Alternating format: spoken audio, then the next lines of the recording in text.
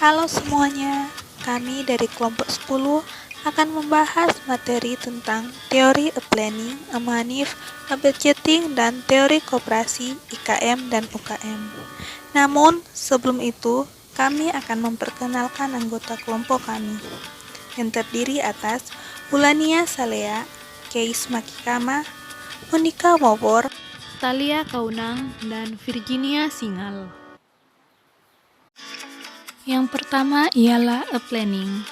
Sistem planning adalah sebuah alat penyusunan RKPD, KUA PPAS, KUA atau PPAS perubahan, RKPDB perubahan kabupaten atau provinsi agar dapat terselesaikan dengan mudah, cepat, tepat, dan sesuai dengan arahan yang terkandung dalam Permendagri Nomor 54 Tahun 2010 tentang pelaksanaan Peraturan Pemerintah Nomor 8 Tahun 2008 tentang tahapan, tata cara penyusunan, pengendalian, dan evaluasi pelaksanaan rencana pembangunan daerah.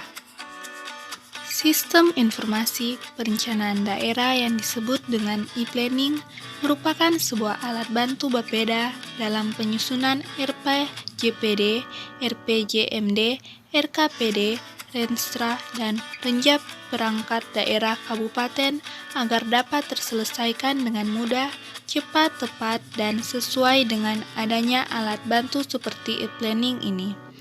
Bapeda dapat memaksimalkan sistem dan sistem juga mampu menyajikan analisa data yang sangat normatif bagi para pemegang kepentingan.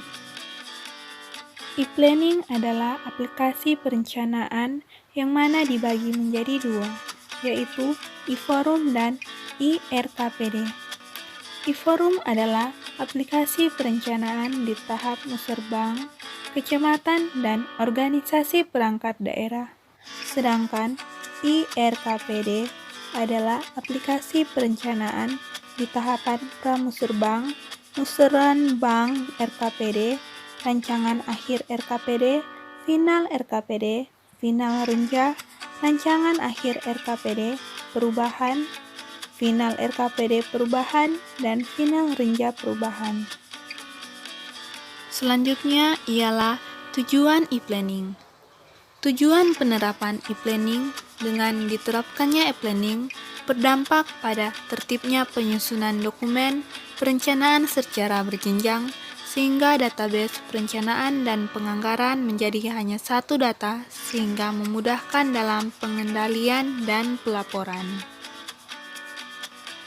Yang kedua ialah e-manif.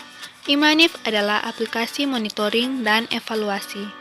Pembangunan aplikasi Manif berbasis website, mengefektifkan dan mengefisiensikan pelaporan menuju pada peningkatan kualitas dengan melakukan penyederhanaan terhadap format, aplikasi, dan mekanisme pelaporan Manif kinerja pembangunan. Tujuan e-manif. Tujuan e-manif terbagi atas dua. Yang pertama tujuan jangka pendek dan yang kedua tujuan jangka panjang dan berkelanjutan. Tujuan jangka pendek meliputi 1. Melakukan pemantauan pelaksanaan rencana pembangunan secara triwulanan. 2. Melakukan pengukuran pencapaian kinerja program atau kegiatan pelaksanaan rencana pembangunan secara tahunan. 3. Melakukan pemantauan terhadap pencapaian target prioritas nasional. 4. Memfasilitasi kementerian atau lembaga untuk dapat saling berinteraksi dalam menyampaikan permasalahan pelaksanaan program atau kegiatan. Dan yang kelima, mendukung pelaksanaan evaluasi pelaksanaan rencana pembangunan. Berikutnya, tujuan jangka panjang dan berkelanjutan. 1. Memberikan masukan bagi pengambilan keputusan perencanaan dan anggaran berbasis kinerja. 2. Memberikan masukan bagi tindak lanjut penyelesaian masalah yang dihadapi dalam mencapai kinerja yang telah ditetapkan. 3.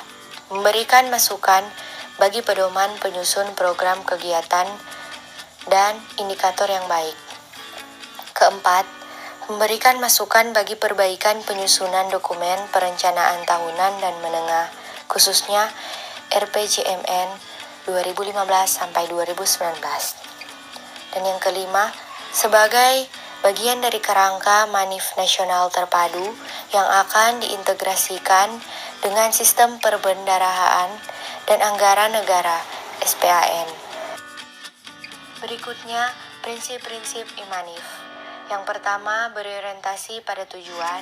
Yang kedua, mengacu pada manfaat. Yang ketiga, mengacu pada kriteria keberhasilan. Dan yang keempat, dilakukan secara objektif. Landasan hukum yang diacu dalam sistem IMANIF, pelaksanaan rencana pembangunan. Undang-Undang Nomor 25 Tahun 2004 tentang Sistem Perencanaan Pembangunan Nasional, Undang-Undang Nomor 17 Tahun 2003 tentang Keuangan Negara, Undang-Undang Nomor 17 Tahun 2007 tentang Rencana Pembangunan Jangka Panjang Nasional 2025.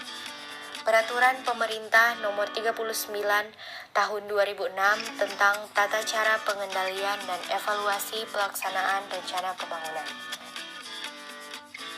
Berikutnya materi tentang e-budgeting. Secara singkat, e-budgeting adalah sistem informasi yang dibangun untuk menyusun anggaran. Aplikasi program komputer berbasis web biasanya digunakan dalam memfasilitasi proses perancangan anggaran tersebut. Penerapan teknologi informasi ini akan mempermudah penentuan arah kebijakan perusahaan terkait anggaran yang akan dipakai pada tahun berjalan. Ada 5 tujuan mengapa suatu perusahaan perlu menerapkan sistem informasi e-budgeting. Yang pertama, ada memudahkan penyusunan anggaran.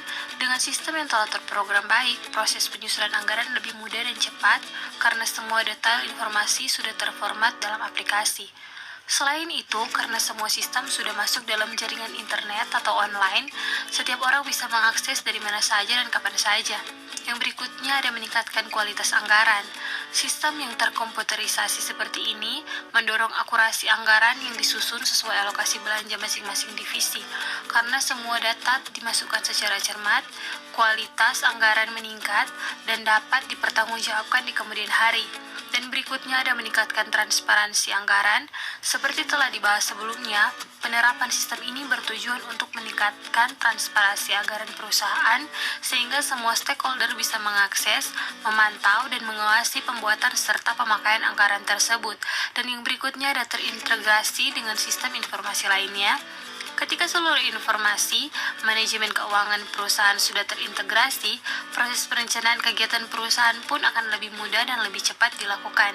Dan yang terakhir ada memudahkan penyusunan laporan. Semua data keuangan perusahaan sudah tersimpan baik dalam sistem informasi yang ada, maka penyusunan berbagai jenis laporan yang dibutuhkan dapat dieksekusi dengan mudah, cepat, dan cermat. Berikutnya ada kelebihan e-budgeting. Yang pertama, ada semua pihak bisa mengakses anggaran. Upaya ini bisa mencegah dan mengantisipasi risiko adanya kecurangan dalam pengelolaan anggaran perusahaan. Yang berikutnya, ada mencegah terjadinya korupsi. Kesempatan memanipulasi data keuangan terbuka lebar ketika seorang oknum lihai membaca celah dalam penyusunan anggaran. Hal ini bisa diantisipasi dengan penerapan sistem informasi penyusunan anggaran. Sekali data sudah dimasukkan, data tersebut tidak bisa diutak-atik lagi. Dan yang ketiga, ada sistem pendataan keuangan lebih efektif dan efisien. Sistem informasi dan jaringan terpadu membuat pendataan keuangan perusahaan jauh lebih efektif dan efisien. Bukan hanya mempermudah dan mempercepat proses input data saja, tetapi proses kontrol dan evaluasi juga bisa dilakukan secara langsung atau real time. Dan selanjutnya ada teori koperasi. Koperasi adalah badan usaha yang beranggotakan orang-orang atau badan hukum koperasi dengan melandaskan kegiatannya berdasarkan prinsip koperasi sekaligus sebagai gerakan ekonomi rakyat yang berdasarkan asas kekeluargaan. Koperasi bertujuan untuk mensejahterakan anggotanya. Berdasarkan pengertian tersebut, yang dapat menjadi anggota koperasi yaitu perorangan dan badan hukum koperasi. Perorangan yaitu orang yang secara sukarela menjadi anggota koperasi, Sedangkan badan hukum koperasi yaitu suatu koperasi yang menjadi anggota koperasi yang memiliki lingkup lebih luas. Di Indonesia sendiri telah dibuat Undang-Undang Nomor 25 Tahun 1992 tentang perkoperasian. Prinsip koperasi menurut Undang-Undang Nomor 25 Tahun 1992 adalah: yang pertama ada keanggotaan bersifat sukarela dan terbuka, yang kedua ada pengelolaan dilakukan secara demokrasi, yang ketiga ada pembagian SHU dilakukan secara adil sesuai dengan jasa usaha masing-masing anggota, yang keempat ada pemberian balas jasa yang terbatas terhadap modal, yang kelima ada kemandirian, yang keenam ada pendidikan perkoperasian, dan yang ketujuh ada kerjasama antar koperasi. Prinsip koperasi berdasarkan Undang-Undang Nomor 17 Tahun 2012 yaitu modal terdiri dari simpanan pokok dan surat modal koperasi atau SMK. Selanjutnya ada bentuk dan jenis koperasi.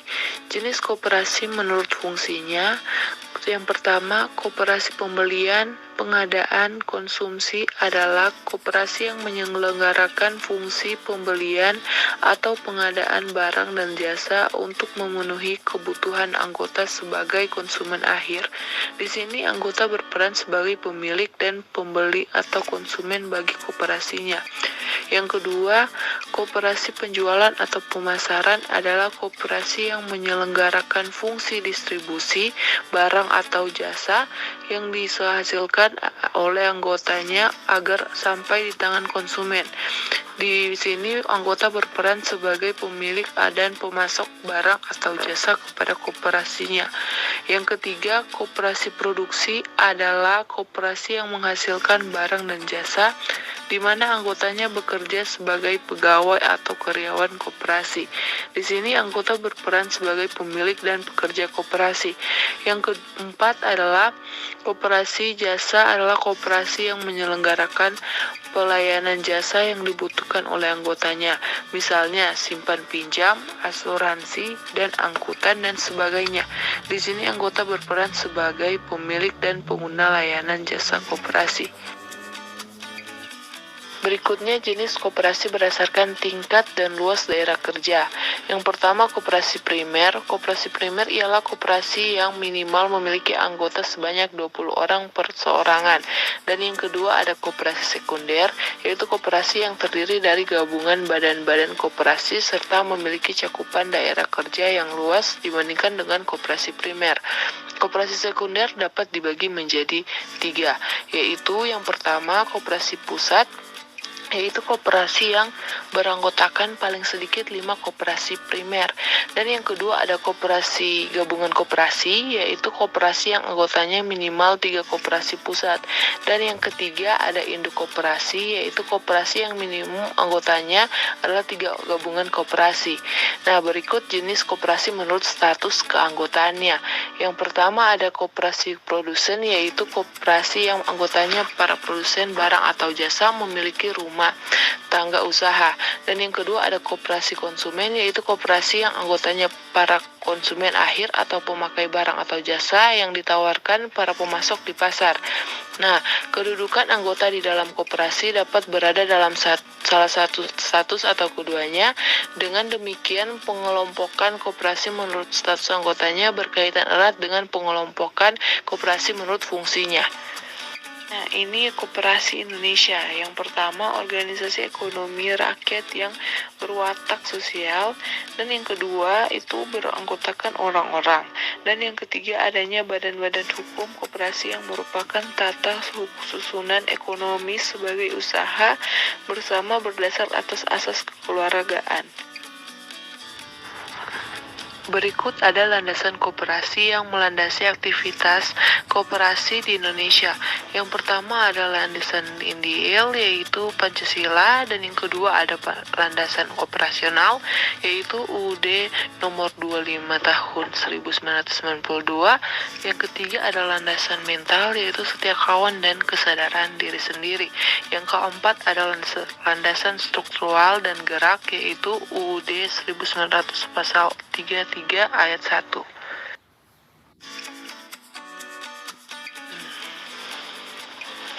Nah, selanjutnya fungsi koperasi. Yang pertama, sebagai urat nadi kegiatan perekonomian Indonesia. Yang kedua, sebagai upaya mendemokrasikan sosial ekonomi di Indonesia. Yang ketiga, untuk meningkatkan kesejahteraan warga negara Indonesia. Dan yang terakhir, memperkokoh perekonomian rakyat Indonesia dengan jalan pembinaan koperasi. Berikutnya tujuan koperasi. Menurut Undang-Undang Nomor 25 Tahun 1992, Pasal 3, koperasi bertujuan memajukan kesejahteraan anggotanya pada khususnya dan masyarakat pada umumnya serta ikut membangun tatanan perekonomian nasional dalam rangka mewujudkan masyarakat yang maju, adil dan makmur berdasarkan Pancasila dan Undang-Undang Dasar 1945.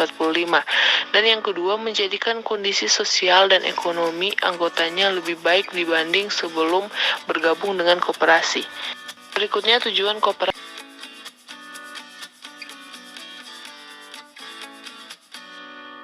Selanjutnya, kelebihan dan kelemahan koperasi di Indonesia. Yang pertama, kelebihan koperasi di Indonesia. Hal-hal yang menjadi kelebihan koperasi di Indonesia adalah: pertama, bersifat terbuka dan sukarela. Yang kedua, besarnya simpanan pokok dan simpanan wajib tidak memberatkan anggota. Yang ketiga, setiap anggota memiliki hak suara yang sama, bukan berdasarkan besarnya modal. Dan yang keempat, bertujuan meningkatkan kesejahteraan anggota dan bukan semata-mata mencari keuntungan. Yang kedua adalah kelemahan koperasi di Indonesia. Hal-hal yang menjadi kelemahan koperasi di Indonesia adalah: yang pertama, koperasi sulit berkembang karena modal terbatas. Yang kedua, kurang cakapnya pengurus dalam mengelola koperasi. Yang ketiga, pengurus kadang-kadang tidak jujur. Dan yang keempat, kurangnya kerjasama antara pengurus, pengawas, dan anggotanya.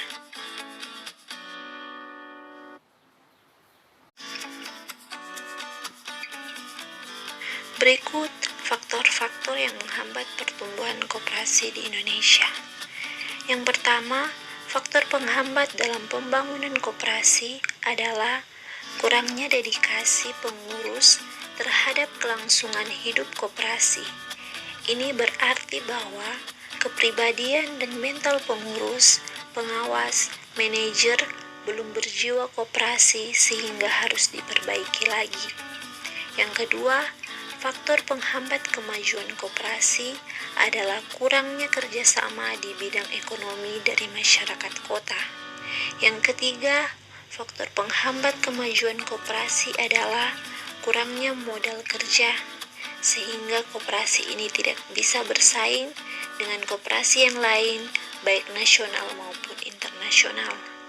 Yang keempat, faktor penghambat berkembangnya koperasi adalah kinerja anggotanya, di mana faktor ini bisa dikatakan mirip dengan yang kedua. Tetapi meskipun anggotanya itu cerdas, tetapi kinerjanya lemah, maka koperasi pun akan lemah. Yang kelima, faktor penghambat yang lain adalah aspek manajemen, di mana hal ini berkaitan dengan cara pengelolaan sebuah koperasi. Bila koperasi dimanage dengan baik, akan menghasilkan sebuah koperasi yang maju.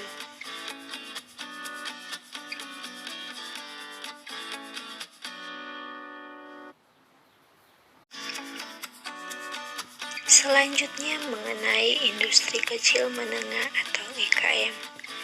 Industri kecil menengah atau IKM adalah industri yang memiliki skala industri kecil dan menengah.